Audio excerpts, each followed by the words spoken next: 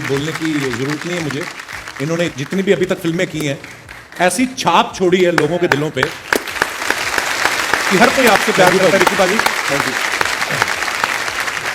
मेरे दादाजी की एक छोटी सी किराने की दुकान थी गांव में, तो पापा एक साल तक काफी ट्रबल थे कि नौकरी नहीं मिल रही, ताने अलग पड़ रहे कि पढ़ाई लिखाई करके क्या कर लिया।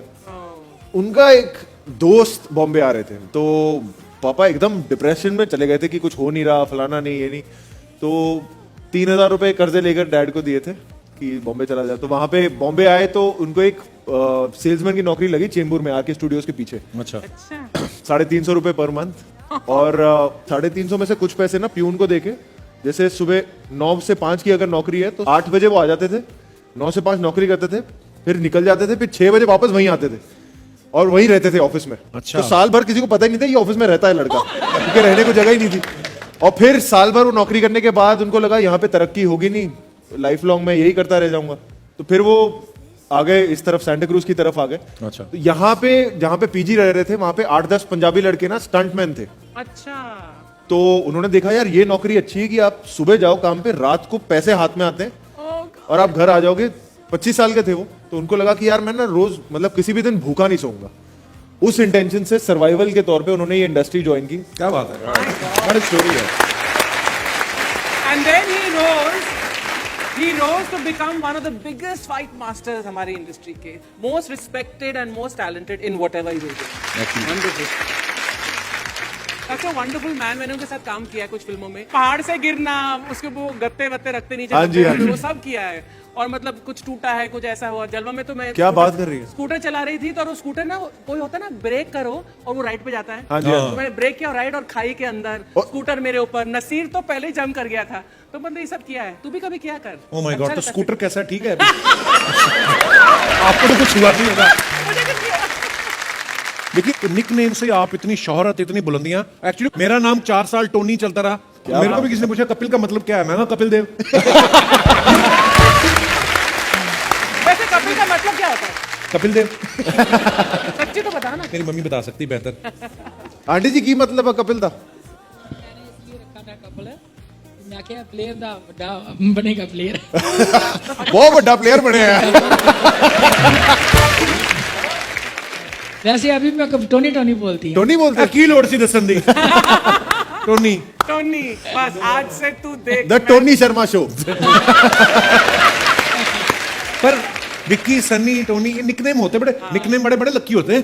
कभी कभी प्रियंका चोपड़ा पटा लेते हैं।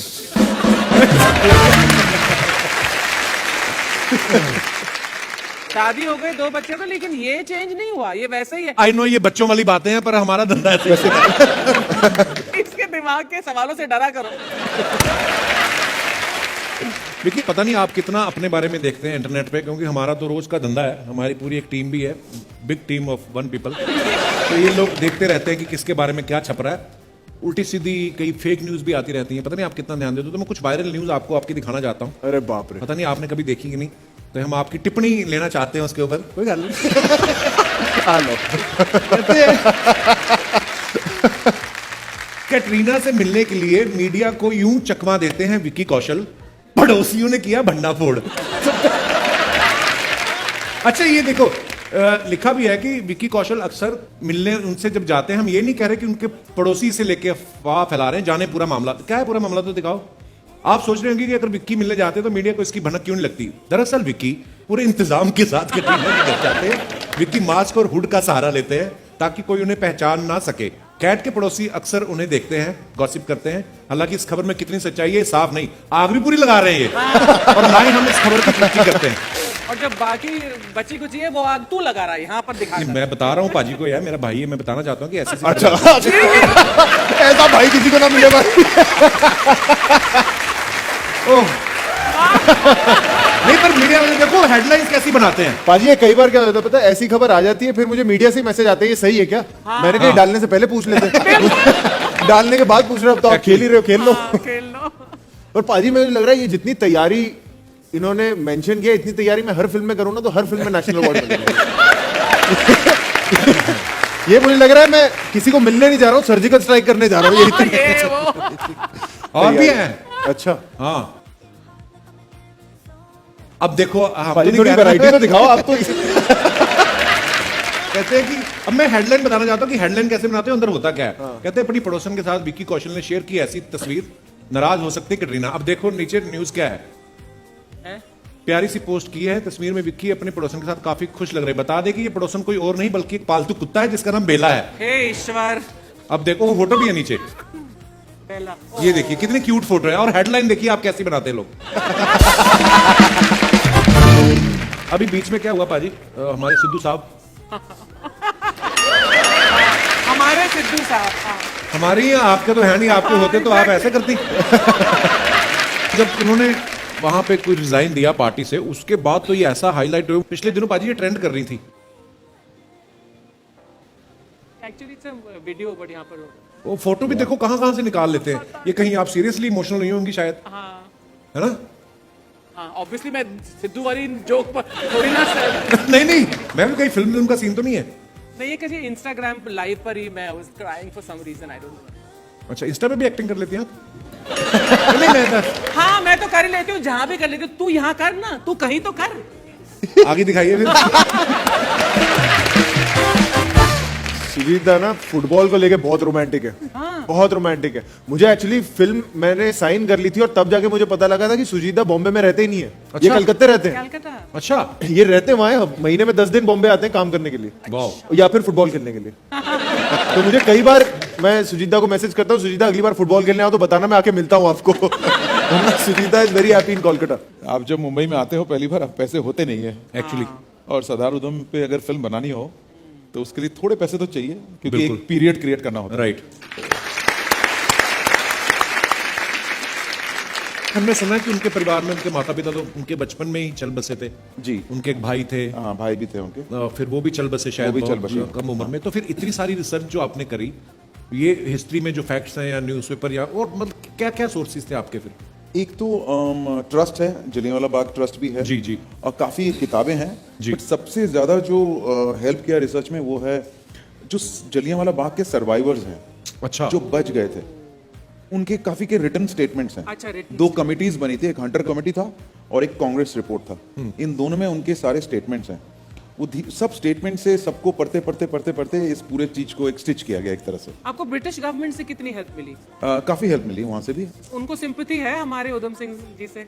अब मुझे लगता है इस फिल्म के बाद आई होप उनको कुछ जागरूक गिल्ट हो। लगे इस बात का, क्या हुआ था उस 13 अप्रैल 1919, उस बात का अगर उनको गिल्ट हो जाए तो मैं अपने आप को बोलूंगा कि ये सफल हुआ जो आई थिंक ये फिल्म बनाने में सफल हुआ।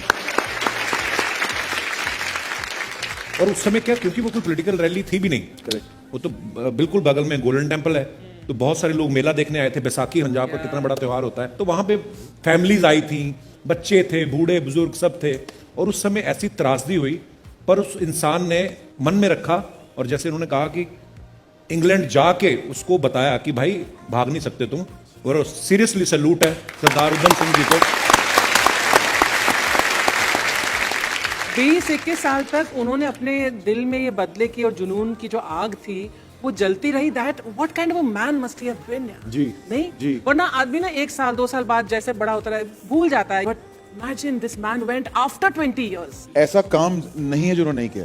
क्या वो बात है। सब कुछ फिल्मों में बैकग्राउंड आर्टिस्ट थे वहां पे, ब्रिटिश फिल्मों में। उन्होंने सेल्समैन की नौकरी की है, फैक्ट्री में काम किया है, मिल में काम किया है, ड्राइवर की नौकरी की है, वहां पे हर चीज की है जो एक वर्किंग क्लास वहां उस जमाने में कर सकती थी, just to survive and eventually वो अपना मकसद पूरा कर सके।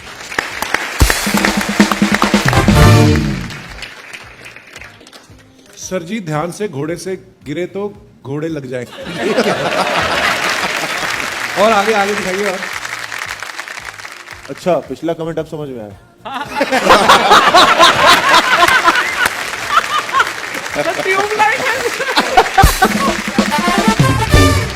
भाई पर ਤੁਹਾਡਾ ना my favourite episode of Kapil was जो वडाली ब्रदर्स के साथ।